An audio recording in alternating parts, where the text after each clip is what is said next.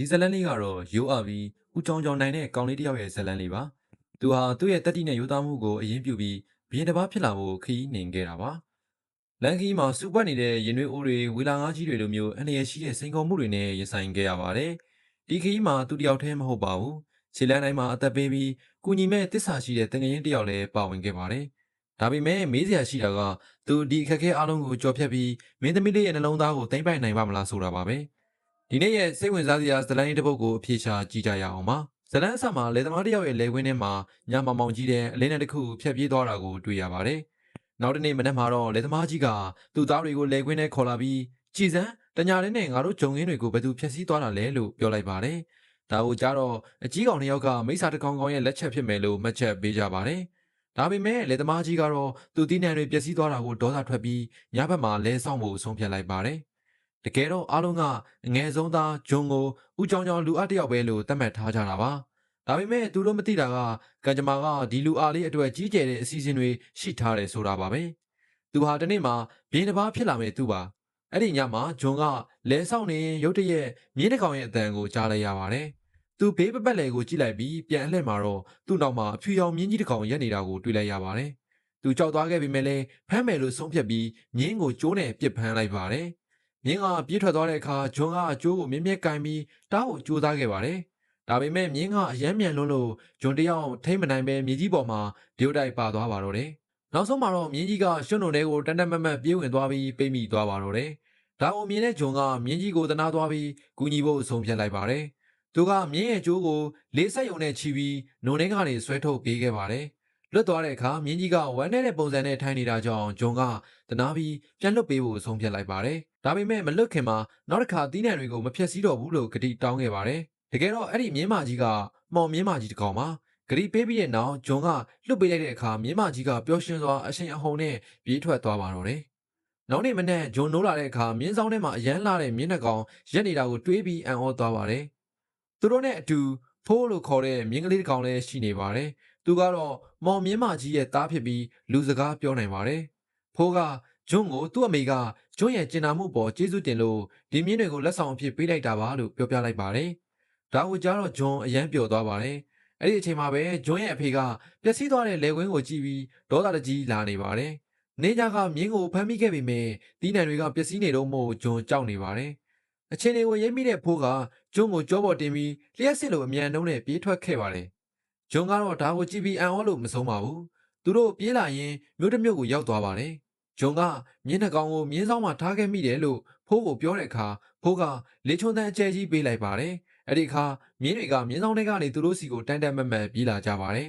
။အဲ့ဒီနောက်ဂျွန်ကမြင်းတွေကိုရောင်းပြီးဈေးကောင်းရဖို့မျှော်လင့်ချက်နဲ့ဈေးတွေကိုသွားခဲ့ပါတယ်။သူဈေးထဲရောက်တဲ့အခါလူတိုင်းကဒီလောက်လှတဲ့မြင်းတွေကိုတခါမှမမြင်ဘူးတာကြောင့်အံ့ဩမင်သက်သွားကြပါတယ်။လူတိုင်းကလည်းဝယ်ချင်နေကြတာပါ။ဖိုးကဂျွန်ကိုအနားကတဲလေးထဲမှာထိုင်နေတဲ့လူကိုရောင်းဖို့အကြံပေးပါတယ်။ဒါပေမဲ့ဂျွန်ကသဘောမတူပဲအဲ့ဒီပြည်နယ်ကဘရင်ကိုပဲရောင်းမယ်။ဒါမှသူအရန်ပျော်မှာလို့ပြောပါတယ်။ဂျွန်ကမြင်းတွေကိုဘရင်စီခေါ်သွားတဲ့အခါဘရင်ကသူ့ကိုမယုံကြည်ပဲအမတ်ကိုဒီလိုမြင်းကောင်းတွေကဒီကောင်လေးနဲ့တန်ပါမလားလို့ပြောပါတယ်။အမတ်ကလည်းဂျွန်ကတနေရာရာကနေခိုးလာတာဖြစ်ရမယ်လို့ပြောလိုက်ပါတယ်။ဒါနဲ့ပဲဘရင်ကပတ်စံမပေးပဲမြင်းနှကောင်လုံးကိုသိမ်းပြီးထွက်သွားပါတယ်။ဒါကိုမြင်တော့ဂျွန်စိတ်ပြတ်သွားပါတယ်။သူ့ရဲ့ဝမ်းနည်းမှုကိုသတိထားမိတဲ့ဖိုးကနောက်တစ်ခါလေချုံလိုက်ပြန်ပါတယ်။ဒါကိုကြားတော့မြင်းတွေကဘင်းရထက်လုံးကနေရုံထွက်ပြီးဂျွန်စီကိုပြေးလာကြပါတယ်။ရလက်အနေနဲ့ဘင်းရထက်လုံးကထိမ့်မနိုင်ပဲဂျုံအိတ်တွေပေါ်တက်တက်ပြုတ်ကျသွားပြီးဘရင်တကိုယ်လုံးအမုံဖြူတွေနဲ့တရေတကောင်လိုဖြစ်သွားပါတယ်။ဘရင်ကအဆက်ရသွားပေမဲ့ဂျွန်ရဲ့အပြစ်မဟုတ်တာကြောင့်ဘာမှမပြောနိုင်ပဲဖြစ်နေပါတယ်။အခုတော့သူကဂျွန်ကိုမြင်းမိုးပေးခြင်းအောင်ဆောင်ခဲ့ပေမဲ့အဆက်ရခဲ့တာအတွက်လက်စားချေဖို့အမတ်ရဲ့အကြံကိုယူလိုက်ပါတယ်။ဘရင်ကဂျွန်ကိုသူ့ရဲ့မြင်းတွေကိုစောင့်ရှောက်ဖို့ခိုင်းလိုက်ပြီးဂျွန်ကလည်းသဘောတူလိုက်ပါတယ်။နောက်တစ်ခါမှာတော့ဂျွန်ရဲ့စိတ်ထားကောင်းမွန်မှုနဲ့အလိုကြိုးစားမှုကြောင့်တိုင်းပြည်ကလူတိုင်းကသူ့ကိုချစ်လာကြတာကိုတွေ့ရပါတယ်။ဒါအောင်ဘရင်ကမနာလို့ဖြစ်ပြီးဂျွန်ကိုတနည်းနည်းနဲ့ဖယ်ထုတ်ဖို့ကြိုးစားပါတယ်။အမတ်တယောက်ကဂျွန်ဘယ်လို့မှမလုပ်နိုင်မဲ့အရာတစ်ခုကိုပေးဖို့အကြံပေးပါတယ်။အဲ့ဒီအလုပ်မှာရှုံးနေသွားရင်သူ့ကိုတတ်ဖို့အကြောင်းပြချက်ရသွားမှာပါ။သူတို့သတ်မှတ်လိုက်တဲ့အလုပ်ကတော့မိငတ်ကိုဖန်ခိုင်းဖို့ပါပဲ။ဒါဟာဘယ်သူမှအသက်ရှင်လျက်ပြန်မလာနိုင်တဲ့မဖြစ်နိုင်တဲ့အလုပ်တစ်ခုပါ။ဘရင်ကဂျွန်ကိုဒီလိုလုပ်ဖို့အမိန်ပေးတဲ့အခါဂျွန်ကတွေးဝေမနေပဲလက်ခံလိုက်ပါတယ်။ ဂျွန်ကဖိုးကိုဒီအကြောင်းပြောပြတဲ့အခါဖိုးကစိုးရိမ်သွားပြီးဒါကမဖြစ်နိုင်ဘူးလက်မခံသင့်ဘူးလို့ပြောပါတယ်။ဒါပေမဲ့ဂျွန်ကလက်ခံပြီးသားဖြစ်နေတာကြောင့်ဖိုးကကူညီဖို့ဆုံးဖြတ်လိုက်ပါတယ်။သူကဂျွန်ကိုကြောပေါ်တင်ပြီးတောအုပ်ထဲကိုလျှက်စစ်လိုအမြန်နှုံးနဲ့ပြေးသွားပါတယ်။အဲ့ဒီမှာဖိုးကသူ့ကိုထူးဆန်းတဲ့တပ်ပင်တပင်စီခေါ်သွားပါတယ်။အဲ့ဒါကတော့အိမ်မက်သစ်စစ်တွေတီးတဲ့အပင်မှာဖိုးကဒီအစ်စ်တွေဟာမင်းငတ်အကြိုက်ဆုံးအစားအစာဖြစ်ပြီးစားလိုက်ရင်နှစ်ချက်ချက်အိပ်ပျော်သွားစေတယ်လို့ရှင်းပြပါတယ်။ဂျုံကအစ်စ်တချို့ကိုခူးပြီးယူထားလိုက်ပါတယ်။အဲ့ဒီနောက်သူတို့မင်းငတ်နေတဲ့နေရာကိုရောက်သွားပေမဲ့ငှက်ကိုမတွေ့ရပါဘူး။ဘာလို့လဲဆိုတော့ငှက်ကမြေအောက်မှာနေတာကြောင့်ပါ။ဖိုးရဲ့အကြံပေးချက်အရဂျုံကအိမ်မက်သစ်စစ်တွေကိုမြေကြီးပေါ်ချလိုက်ပါတယ်။အနက်ရသွားတဲ့မင်းငက်ကမြေပေါ်ကိုဖြည်းဖြည်းချင်းတက်လာပြီးအစ်စ်တွေကိုတစ်စေချင်းစီအရသာခံစားပါတော့တယ်။ခဏကြာတော့မင်းငက်လေးအိပ်ပျော်သွားပေမဲ့နောက်တစ်ခဏမှပဲပြန်နိုးလာပါတယ်။ဒါကိုမြင်တော့ဂျွန်ကကြောက်ပြီးပြေးထွက်သွားတဲ့အခါမင်းငက်ကနောက်ကလိုက်ပါတော့တယ်။အဲ့ဒီအချိန်မှာဖိုးကကြားပြတ်ဝင်လိုက်တာကြောင့်မင်းငက်ကဖိုးနောက်ကိုလိုက်သွားပါတယ်။ငက်ကသူတို့ကိုမီးတော့မဲ့အချိန်မှာပဲဂျွန်ကနောက်ဆုံးကြံတဲ့အိမ်မက်သစ်စစ်ကိုပြစ်ကျွေးလိုက်ပါတယ်။မင်းငက်ကစားပြီးတာနဲ့ရေထဲမှာတင်တတိလေးအိပ်ပျော်သွားပါတော့တယ်။နောက်တစ်နေ့မနက်မင်းငက်နိုးလာတဲ့အခါဂျွန်ကသူ့ကိုတန်ရိုးတွေနဲ့ချီနှောင်ထားပြီးသားပါ။ရေဆိုနေပြီးအချီခံထားရတာကြောင့်မင်းငက်ရဲ့ခွန်အားနဲ့စိတ်ဓာတ်တွေအားနည်းသွားပါတယ်။သူ့ရဲ့မျက်လုံးထဲမှာမျက်ရည်တွေဝဲလာတာကိုမြင်တော့ဂျွန်ကတနာသွားပါတယ်။ကျင်နာစိတ်ဝင်လာတဲ့ဂျွန်ကမင်းငက်ကိုပြန်လွှတ်ပေးဖို့ဆုံးဖြတ်လိုက်ပါတယ်။သူတန်ကြိုးတွေကိုဖြုတ်ပေးလိုက်တာနဲ့မင်းငက်ကအတောင်ပံတွေကိုဖြန့်ပြီးပြန်တန်းသွားပါတော့တယ်။ကျွန်းရဲ့ကျင်နာမှုအတွက်ကျေးဇူးတင်တဲ့အနေနဲ့မင်းငက်ကတောက်ပတဲ့အမွှေးတောင်တစ်ခုကိုလက်ဆောင်အဖြစ်ခြံထားခဲ့ပါတယ်။အမွှေးတောင်ကိုရတဲ့အခါဂျွန်အရန်ပျော်ပြီးဖိုးနဲ့အတူတိုင်းပြည်ကိုပြန်လာခဲ့ပါတယ်။ဒါပေမဲ့ဂျွန်ပြန်ရောက်တာနဲ့ဘရင်စစ်တီတွေကသူ့ကိုလူအများရှိမှဖမ်းဆီးလိုက်ပါတယ်။ဘာလို့လဲဆိုတော့သူမင်းငက်ကိုဖမ်းမလာနိုင်လို့ပါ။ဘရင်အမိန့်ကဂျွန်ကိုကွက်မြက်ရမှာပါ။ဒါပေမဲ့ဂျွန်ကဘရင်နဲ့ပြည်သူတွေကိုမင်းငက်အကြောင်းအမြန်ပြောပြပြီးအမွှေးတောင်ကိုတက်တည်အဖြစ်ပြလိုက်ပါတယ်။သူမင်းငက်ကိုဖမ်းမိခဲ့ပေမဲ့တနာလို့ပြန်လွှတ်ပေးခဲ့တာလို့ရှင်းပြပါတယ်။ကန်ဆိုးတာကအဲ့ဒီအချိန်မှာမင်းငက်ရဲ့အမွှေးတောင်ကလင်းမနေတာကြောင့်ဂျွန်ကလိန်နေတယ်လို့ဖြစ်သွားပါတယ်။ဘရင်ကပြုံးစီစီနဲ့ဂျွန်ဟာအမိန့်ကိုမလိုက်နာတာကြောင့်တေးတံပေးမယ်လို့ကြေညာလိုက်ပါတယ်။စစ်တီတွေကဂျွန်ကိုတတ်ဖို့ပြင်းနေတော့မှပဲရုတ်တရက်မင်းငက်ကကောင်းကင်မှာပေါ်လာပါတယ်။သူရောက်လာတာနဲ့ဂျွန်ရဲ့လက်ထဲကအမွှေးတောင်ကတောက်ပလာပါတော့တယ်။တတိုင်းပြည်လုံးမင်းငက်ရဲ့အလင်းရောင်တွေနဲ့လင်းထိန်သွားပါတယ်။ဒီအံ့ဖွယ်ကိုမြင်တော့ဘရင်အပါဝင်အားလုံးမင်သက်သွားပြီးဂျွန်ပြောတာအမှန်ပဲဆိုတာသိသွားကြပါတယ်။ပြည်သူတွေကဂျွန်အတွက်အော်ဟစ်အားပေးကြတာကြောင့်ဘရင်ကသူ့ကိုအပြစ်ပေးဖို့မဖြစ်နိုင်တော့ပါဘူး။ရင်ထဲမှာဒေါသထွက်နေပေမဲ့ဘရင်ကလူအများရှိမှဂျွန်ကိုဂုဏ်ပြုဖို့ကလွဲလို့တခြားနည်းလမ်းမရှိတော့ပါဘူး။ဘရင်ကသဘောကျခြင်းအောင်ဆောင်ပြီးဂျွန်ကိုမင်းကြီးမင်းသားဝတ်စုံတွေဝတ်ပေးခေါင်းပေါင်းပေးပြီးသူ့ရဲ့တက်တီအတွက်ဆူချခြင်းအောင်ဆောင်လိုက်ပါတယ်။ဒါပေမဲ့ဘရင်ရင်ထဲမှာတော့ဂျွန်အပေါ်မုန်းတိမှုတွေကပိုတိုးလာပါတယ်။ဂျွန်ကိုဖယ်ရှားဖို့ဆုံးဖြတ်ထားတဲ့ဘရင်ကအမတ်တွေနဲ့လှုပ်ဝက်တိုင်ပင်ပြီးအစီအစဉ်အသစ်ဆွဲလိုက်ပါတယ်။အမတ်တယောက်ကဂျွန်ကိုနောက်ထပ်မဖြစ်နိုင်တဲ့အလုပ်တစ်ခုအနေနဲ့မင်းသမီးလေးကိုရှာပြီးခေါ်လာခိုင်းဖို့အကြံပေးပါတော့တယ်။ကဘာမြေနဲ့အလံဝေးပြီးနှင်းတွေဖုံးလွှမ်းနေတဲ့တောင်ထိပ်မှာနေထိုင်တဲ့မင်းသမီးလေးအကြောင်းကိုအမတ်ကရှင်းပြလိုက်ပါတယ်။ဂျွန်သာဒီအလုပ်ကိုမလုပ်နိုင်ရင်သူ့ကိုကွက်မြက်လို့ရတယ်လို့တကယ်လို့အောင်မြင်သွားခဲ့ရင်လည်းဘရင်ကြီးကမင်းသမီးလေးကိုလက်ထပ်ပြီးအာဏာတွေပိုရလာမှာဖြစ်တယ်လို့ဆိုပါတယ်။ဒီအကြံကိုဘရင်ကြီးကအရန်သဘောကျသွားပြီးအချိန်မဆွဲတော့ပဲတနိုင်ငံလုံးကိုကြေညာလိုက်တယ်လို့ဂျွန်ကိုလည်းမင်းသမီးလေးကိုအမြန်ဆုံးသွားခေါ်ဖို့အမိန့်ပေးလိုက်ပါတော့တယ်။ညစ်ပယ်ဖို့အခြေအနေမရှိတဲ့ဂျွန်ဟာသူ့ရဲ့တငယ်ချင်းဖိုးနဲ့အတူခရီးစတင်ခဲ့ပါတယ်။ဖိုးရဲ့လျက်စီးလိုမြန်တဲ့အချိန်ကြောင့်သူတို့ဟာနှင်းဖုံးတောင်ကိုခဏလေးနဲ့ရောက်သွားကြပါတယ်။ဒါပေမဲ့မင်းသမီးလေးရဲ့ခံတပ်ထဲကိုမဝင်ခင်မှာပဲဝင်ပေါက်ကိုပိတ်ဆို့ထားတဲ့ထူထပ်လာတဲ့ရေခဲပြင်ကြီးကိုတွေ့လိုက်ရပါတယ်။ဒီရေခဲတွေကိုခွဲဖို့ဆိုတာမဖြစ်နိုင်တာမို့ဂျွန်တယောက်ဘာလို့ရမှန်းမသိဖြစ်နေတော့မှပဲမင်းငက်ရဲ့အမွှေးတောင်လေးကအယောင်တောက်လာပြီးရေခဲတကားစီပြန်တန်းသွားပါတယ်။အမွှေးတောင်လေးကတကားကိုထိလိုက်တာနဲ့ရေခဲတွေအကုန်လုံးချက်ချင်းအေးပြောသွားပြီးတောင်ပေါ်ကနေရေတွေအရှင်ဟုန်နဲ့စီးကျလာပါတော့တယ်။ဒီလိုရိုးရိုးတဲတဲအခြေအနေမှာဖိုးဟာရေစီးနဲ့အတူမျောပါသွားပြီးတောင်အောက်ကိုပြုတ်ကျသွားတာကြောင့်ဂျွန်တယောက်တည်းကြံရစ်ခဲ့ပါတယ်။ဂျွန်ဟာတက်တိမွေးပြီးခန္ဓာထဲကိုတယောက်တည်းဝင်သွားတဲ့အခါအိပ်ပျော်နေတဲ့မိန်းကလေးအများကြီးကိုတွေ့လိုက်ရပါတယ်။ဘယ်သူကမင်းသမီးအစ်စ်လဲဆိုတာသူမခွဲခြားနိုင်ခင်မှာပဲမိငတ်အမွေလေးကမိန်းကလေးတယောက်စီပြန်သွားပြီ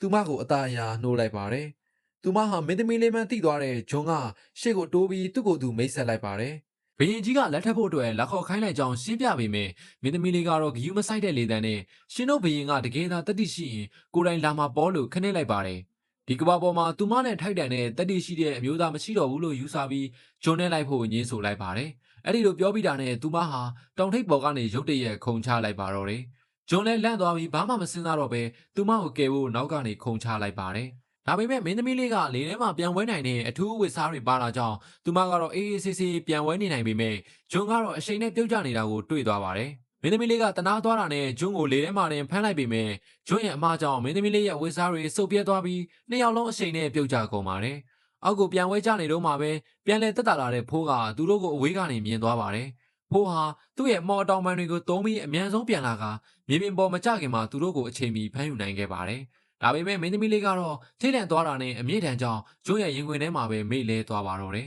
။သူတို့အားလုံးမြေပြင်ပေါ်ကိုဘေးကင်းကင်းနဲ့ပြန်ရောက်လာကြပါတယ်။ညရောက်တဲ့အခါဂျွန်းဖိုးနဲ့မင်းသမီးလေးတို့ဟာတောအုပ်တစ်ခုမှာနားနေကြပါတယ်။ဖိုးကဂျွန်းကိုတီးတန့်ခေါ်ပြီးမင်းသမီးလေးကိုချစ်မိသွားပြီမဟုတ်လား။ဒါကြောင့်ဘီရင်ကြီးစီကိုပြန်မသွားပဲတနေရာမှာအေးအေးဆေးဆေးသွားနေကြရအောင်လို့အကြံပေးပါတယ်။ဒါပေမဲ့ဂျွန်းကတော့သူ့ရဲ့ကတိအတိုင်းဘီရင်ကြီးစီပဲပြန်ဖို့ဆုံးဖြတ်ထားပါတယ်။တကယ်တော့မင်းသမီးလေးရဲ့ရင်ထဲမှာလည်းဂျွန်းပေါ်တန်ရောစင်တွေစတင်နေပါပြီ။နောက်တနေ့မနက်မှာသူတို့တိုင်းပြည်ကိုပြန်ရောက်သွားကြပါတယ်။ဂျွန်နဲ့တူမင်းသမီးလေးပါလာတာကိုမြင်တော့ဘီရင်ကြီးဟာဒေါသတွေထွက်လာပြန်ပါတယ်။ဂျွန်ကိုရှုံးစေခြင်းခဲ့ပေမဲ့အခုတော့ဂျွန်ကထပ်ပြီးအောင်မြင်သွားတာကြောင့်ပါ။ဒါပေမဲ့အမက်ကဘီရင်ကြီးဒေါသထွက်မနေပါနဲ့။ဒါဟာအခွင့်အရေးကောင်းပဲ။ခုဆိုမင်းသမီးလေးကိုလက်ထပ်ပြီးအာနာတွေပိုရနိုင်ပြီလေလို့ကပ်ပြီးအကြံပေးပါတယ်။တိုင်းသူပြည်သားတွေကဂျွန်ကိုချီးကျူးနေကြပြီးဘီရင်ကြီးကလည်းမနာလိုစိတ်ကိုဖျောက်ကာဂျွန်ကိုရွှေတွေအဝတ်စားကောင်းတွေစုချလိုက်ပါတယ်။ချီးကျူးမှုတွေရနေပေမဲ့ဂျွန်ကတော့မင်းသမီးလေးကိုဘီရင်ကြီးလက်ထဲအဲ့ရတော့မှမို့ဝမ်းနေပါတယ်။အဲ့ဒီညမှာဂျွန်ဟာမင်းသမီးလေးရဲ့အခန်းထဲကိုတိတ်တဆိတ်သွားပြီးပန်းစည်းလေးသွားပေးပါတယ်။မင်းသမီးလေးကဝမ်းသာအားရပြုံးပြပေမဲ့စကားတော်အကြာကြီးမပြောရသေးခင်မှာပဲဘီရင်ကြီးရဲ့လူတွေရောက်လာတာကြောင့်ဂျွန်တယောက်ပြန်ထွက်သွားရပါတယ်။အဲ့ဒီနောက်မင်းသမီးလေးကိုဝစ်စားတစ်တွေဝစ်ပေးပြီးဘီရင်ကြီးရှိကိုခေါ်သွားကြပါတယ်။ဘီရင်ကြီးကမင်းသမီးလေးကိုစီးယုံဖို့အကြာကြီးစူးစမ်းပြီးနောက်လက်ထက်ခွင့်တောင်းတဲ့အခါမင်းသမီးလေးကပြက်ပြက်သားသားညင်းဆိုလိုက်ပါတယ်။ကျမအဖွားရဲ့ပျောက်ဆုံးနေတဲ့လက်စုပ်ကိုမရမချင်းဘယ်သူ့ကိုမှလက်မထက်နိုင်ဘူး။အဲ့ဒီလက်စုပ်ကပင်လယ်ထဲမှာပျောက်သွားတာလို့ဆိုပါတယ်။ဒါအိုကြတော့ဘီရင်ကြီးဟာကြေပြောလာတဲ့ပင်လယ်ထဲမှာလက်စုပ်ကိုဘယ်လိုရှာရမှန်းမသိပဲမျက်နှာပြက်သွားပါတယ်။အဲ့ဒီအချိန်မှာပဲဂျွန်ရောက်လာတာကြောင့်ဘီရင်ကြီးကရုံမာတဲ့အကြံတစ်ခုရသွားပါတယ်။မင်းအချိန်ကရောက်လာတာပဲမင်းသမီးလေးရဲ့လက်စုပ်ကိုပင်လယ်ထဲမှာသွားချပေးရမယ်လို့ခိုင်းလိုက်ပါတယ်။ဂျွန်ကလည်းလက်ခံလိုက်ပါတယ်။ဒါပေမဲ့တငယ်ချင်းဖြစ်သူဖိုးကတော့ဒီအလုပ်ဟာအရင်ကထက်ပိုခက်ခဲတာကြောင့်ဆိုရနေပါတယ်။ဖိုးဟာသူ့အမေစီမှာအကူအညီတောင်းတဲ့အခါသူမကအမော်အတက်နဲ့ကောင်းကင်မှာပုံရိပ်တစ်ခုပြပါတယ်။အဲ့ဒီလက်စုပ်ဟာကျွန်းတစ်ခုလိုဖြစ်နေတဲ့ဝေလာငါးကြီးရဲ့ဗိုက်ထဲမှာရှိနေတာဖြစ်ပြီးအဲ့ဒီစီကိုသွားရမယ့်လမ်းကြောင်းကိုလည်းပြသလိုက်ပါတယ်။နောက်တစ်နေ့မနက်မှာဂျွန်နဲ့ဖိုးတို့ခီးထွက်လာကြပါတယ်။ပင်လယ်ပေါ်မှာပြန်တန်းနေတော့လေပြင်းတိုက်တာကြောင့်ဂျွန်ဟာဖိုးရဲ့ကြောပေါ်ကနေရှော့ချပြီးပင်လယ်ထဲကိုပြုတ်ကျသွားပါတယ်။ကံကောင်းလို့ဘာမှမဖြစ်ဘဲရေအောက်ကိုကြည့်လိုက်တဲ့အခါတန်ကြိုးတွေနဲ့ချီနှောင်ခံထားရပြီးကြောက်တန်းတွေတဲတွေဖုံးနေတဲ့ဝေလာငါးကြီးတစ်ကောင်ကိုတွေ့လိုက်ရပါတယ်။ဒါဟာသူတို့ရှာနေတဲ့ဝေလာငါးကြီးမှန်းဂျွန်ချက်ချင်းသိလိုက်ပါတယ်။ဂျွန်ရေပေါ်ပြန်တက်လာတဲ့အခါလိုင်းကြီးတစ်ခုကသူ့စီလာနေပေမဲ့ဖိုးကအချိန်မီဆင်းဖမ်းပြီးဝေလာငါးကြီးနားကိုခေါ်သွားပါတယ်။ဝေလာငါးတွေရဲ့ဘာစကားကိုနားလဲတဲ့ဖိုးကဝေလာငါးကြီးဟာအရင်ကသမောတွေကိုမတော်တဆမျိုးချမိခဲ့တာကြောင့်အခုလိုအဖမ်းခံထားရတာဖြစ်ကြောင်းသိလိုက်ရပါတယ်။ဝေလာငါးကြီးကလည်းနောက်လိုက်ရနေပြီးလွမြောက်ချင်နေပါတယ်။ဂျွန်ကဝေလာငါးကြီးကိုဘယ်လိုကြရမလဲစဉ်းစားရင်းအကြံတစ်ခုရသွားပါတယ်။ဝေလာငါးကြီးကိုနှာချီအောင်လုပ်နိုင်ရင်အရှိန်နဲ့တန်ကြိုးတွေပြတ်သွားနိုင်တယ်လို့တွေးလိုက်ပါတယ်။ဂျွန်နဲ့ဖိုးတို့ဟာဝေလာငါးကြီးရဲ့နှာခေါင်းထဲကိုဝင်သွားပြီးနှာခေါင်းနိုင်ရန်တွေကိုရအောင်လုပ်လိုက်ကြပါတယ်။ဝေလာငါးကြီးဟာအားရပါးရနှာချီလိုက်တဲ့အခါတန်ကြိုးတွေအကုန်ပြတ်ထွက်သွားသလိုသူမျိုးထားတဲ့သင်္ဘောတွေနဲ့ရတနာတွေလည်းအပြင်ကိုလွင့်ထွက်လာပါတယ်။ဂျွန်နဲ့ဖိုးတို့လည်းအပြင်ကိုရောက်လာပြီးဝေလာငါးကြီးလွတ်လွတ်လပ်လပ်ပင်လယ်ထဲပြန်ကူးသွားတာကိုကြည့်ပြီးပျော်နေကြပါတယ်။ဒါပေမဲ့လက်စွပ်အကြောင်းကိုမေးဖို့မေးသွားတာကြောင့်ဂျွန်တယောက်ဝမ်းနေသွားပါတယ်။အဲ့ဒီအချိန်မှာပဲကနန်းလေးတစ်ကောင်ရောက်လာပြီးလက်စွပ်ကိုလာပေးပါတယ်။ဝေလာငါးကြီးကဂျွန်ရဲ့စိတ်ထားကိုသိတာကြောင့်ပြန်ပေးလိုက်တာပါ။လက်စွပ်ရလို့ပျော်သွားတဲ့ဂျွန်ဟာပြန်ရောက်တာနဲ့မင်းသမီးလေးစီတိတ်ဆိတ်သွားတွေ့ပြီးလက်စွပ်ကိုပေးကလက်ထပ်ခွင့်တောင်းလိုက်ပါတယ်။မင်းသမီးလေးကလည်းဂျွန်ရဲ့တက်တီကိုတီးသွားတာကြောင့်ပျော်ပျော်ကြီးသဘောတူလိုက်ပါတယ်။ဒါကိုဘရင်ကြီးရဲ့အမတ်ကမြင်သွားပြီးစစ်တပ်နဲ့လာဖမ်းတာကြောင့်ဂျွန်နဲ့စစ်သားတွေတိုက်ပွဲဖြစ်ကြပါတယ်။ဘရင်ကြီးကလည်းအတန်ကြားလို့နိုးလာပြီးမင်းသမီးလေးအခန်းဘက်ကိုကြည့်လိုက်တဲ့အခါဖိုးကိုတွေ့တာနဲ့တနက်နဲ့ပြစ်ချလိုက်ပါတယ်။အဲ့ဒီနောက်ဂျွန်ကိုလည်းမင်းသမီးလေးနဲ့တိတ်တိတ်ဆိတ်တွေ့ယုံနဲ့ဖမ်းဆီးလိုက်ပါတော့တယ်။အဲ့ဒီညမှာမင်းသမီးလေးအခန်းထဲကိုငှက်ကလေးတစ်ကောင်ရောက်လာပြီးသူမကိုမြင်းဆောင်စီခေါ်သွားပါတယ်။အဲ့ဒီငှက်ဟာဖိုးလွတ်လိုက်တာပါ။မင်းသမီးလေးကဖိုးကိုငါဘရင်ကြီးကိုဖယ်ရှားဖို့အတွက်ရေကန်သုံးကန်ကိုဖျက်နိုင်ရင်ငယ်ရုပ်ပြန်ရမယ်ဆိုတဲ့လှုပ်ဝက်နီးနဲ့ကစားထားတယ်လို့ပြောပြပါတယ်။ဒါပေမဲ့အမတ်ကဘရင်ကြီးထက်ဂျွန်ကိုအရင်စမ်းသပ်ခိုင်းဖို့အကြံပေးလိုက်ပါတယ်။နောက်တနေ့နေ့လယ်မှာလူအများရှိမှဂျွန်ဟာရေကန်ကြီးသုံးကန်ကိုဖျက်ရမှာပါ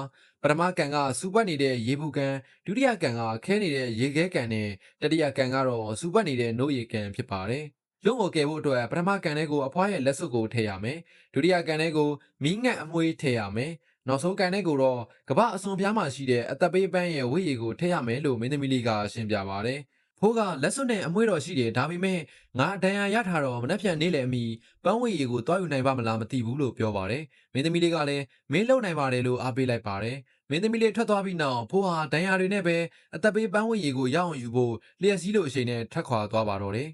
နောက်တနေ့မနေ့မှာတော့ဘီရင်ကြီးကပြင်ဆင်ထားတဲ့ရေကန်ကြီး၃ကန်ကိုလူအများရှေ့မှာပြသလိုက်ပြီးကျွန်းကိုလည်းအကျဉ်းထောင်ထဲကနေခေါ်ထုတ်လာပါတော့တယ်အချိန်မဆိုင်ပဲဘရင်ကြီးကကျွန်းကိုစူပတ်နေတဲ့ရေဘူးကန်ထဲကိုပြစ်ချလိုက်ပါတယ်။ဒါပေမဲ့မင်းသမီးလေးကပပနက်နက်နဲ့လက်စုပ်ကိုရေထဲမှာထားပေးခဲ့တဲ့အတွက်ကျွန်းတယောက်ဘေးကင်းသွားခဲ့တာပါ။အဲ့ဒီနောက်ကျွန်းကရေအေးကန်ထဲကိုကျသွားတဲ့အခါမှာတော့မိငက်လေးကပြန်တန်းလာပြီးသူ့ရဲ့အမွှေးတောင်ကိုကန်ထဲချပေးလိုက်ပါတယ်။ဒီလိုနဲ့ကျွန်းဟာနောက်တစ်ချိန်ထပ်ပြီးအသက်ဘေးကလွတ်ခဲ့ပြန်ပါတယ်။ဆက်လက်ပြီးကျွန်းဟာစူပတ်နေတဲ့နှုတ်ကန်ထဲကိုထပ်ပြီးခုန်ဆင်းသွားခဲ့ပါတယ်။တစ်ဖက်မှာလည်းဖိုးဟာအသက်ဘေးပန်းဝေးရေရှိတဲ့နေရာကိုအရှိန်ဟုန်နဲ့ရောက်ရှိသွားခဲ့ပါတယ်။ဒီပန်းလေးကငါ့ကိုခူးရင်မင်းသေးလိမ့်မယ်လို့ဂရီပေးခဲ့ပေမဲ့ဖိုးကတော့သူ့အသက်ကိုပဓာနာမထားပဲပန်းကိုခူးလိုက်ပါတယ်။ရေကန်လေးစီပြန်ကြည့်မယ်ဆိုရင်တော့ဂျွန်ဟာနွားနှုတ်ကန်ထဲမှာအကြာကြီးရှိနေခဲ့တာကြောင့်လူတိုင်းကသူတည်သွားပြီလို့ထင်ပြီးဝမ်းနဲ့ပန်းနဲ့ပြန်ဖို့ပြင်ဆင်နေကြပါပြီ။အဲ့ဒီအချိန်မှာပဲဖိုးကပြန်တန်းရောက်ရှိလာခဲ့ပြီးအသက်ဘေးပန်းဝေးရေကိုကန်ထဲချပေးလိုက်ပါတယ်။ပန်းဝေးရေကရေနဲ့ထိလိုက်တာနဲ့တပြိုင်နက်တောက်ပတဲ့အလင်းတန်းကြီးတွေထွက်ပေါ်လာပါတော့တယ်။အဲ့ဒီအလင်းတန်းတွေကြားကနေဂျွန်ဟာမင်းသားတစ်ပါးလိုရုပ်ရည်မျိုးနဲ့ကန်ထဲကနေထွက်လာခဲ့တာကြောင့်လူအလုံးမှင်တက်သွားကြပါတယ်။ဂျွန်တယောက်မင်းသားလေးဖြစ်သွားတာကိုမြင်ပြီးလူတွေကအယံဝမ်းသာသွားကြပါတယ်။ဒါကိုမြင်တဲ့ဘရင်ကြီးကလည်းသူကိုယ်တိုင်လည်းလူပြိုရှင်တာကြောင့်ရေဘူးကန်ထဲကိုအမြန်ခုန်ဆင်းလိုက်ပါတော့တယ်။လူအလုံးစောင့်ကြည့်နေကြပေမဲ့မထင်မှတ်ထားတာကြီးဖြစ်ပျက်သွားခဲ့ပါတယ်။ဘရင်ကြီးဟာဘူပေါင်းကြီးတစ်ခုထဲမှာပိတ်မိနေပြီးအော်ဟစ်ခါလွင့်ထွက်သွားပါတော့တယ်။တိုင်းသူပြည်သားတွေကတော့ဘရင်ကြီးကိုမကြည်ပြူကြတာကြောင့်အခုလိုဖြစ်သွားတာကိုပဲပြောနေကြပါတယ်။အဲ့ဒီနောက်မှာတော့ကျွန်းရဲ့ရိုးသားပြောင်းမှမှုကိုတီးသွားကြတဲ့အတွက်သူ့ကိုပဲဘရင်အစ်စ်အဖြစ်တင်မြောက်ဖို့ဆုံးဖြတ်လိုက်ကြပါတယ်။ဒီဆုံးဖြတ်ချက်ကြောင့်ဂျွန်နဲ့မင်းသမီးလေးတို့ဟာလည်းအရန်ကိုပျော်ရွှင်သွားခဲ့ကြတာပေါ့။ဖိုးကတော့သူတည်တော့မယ်လို့ထင်ပြီးစင်မကောင်းဖြစ်နေပေမဲ့မင်းသမီးလေးကမင်းဘာမှမဖြစ်ပါဘူး။အဲ့ဒီပန်းကိုခူးတာဟာမင်းရဲ့စိတ်ဓာတ်ကိုစမ်းသပ်တာပါ။မင်းအောင်မြင်သွားပြီလို့ပြောပြီးနှစ်သိမ့်ပေးလိုက်ပါတယ်။တကယ်လို့မင်းသာပန်းကိုမခူးခဲ့ရင်တော့အသက်ဆုံးရှုံးရမှာအမှန်ပဲလို့လည်းရှင်းပြခဲ့ပါတယ်။ဇလန်းလေးရဲ့အဆုံးမှာတော့ဂျွန်နဲ့မင်းသမီးလေးတို့လက်ထပ်လိုက်ကြပြီးတတိုင်းပြည်လုံးပျော်ပျော်ပါပါကခုန်ခဲ့ကြပါတယ်။ဒီဇလန်းလေးကိုအဆုံးထိကြည့်ရှုပေးတဲ့အတွက်ကျေးဇူးများကြီးတင်ပါတယ်။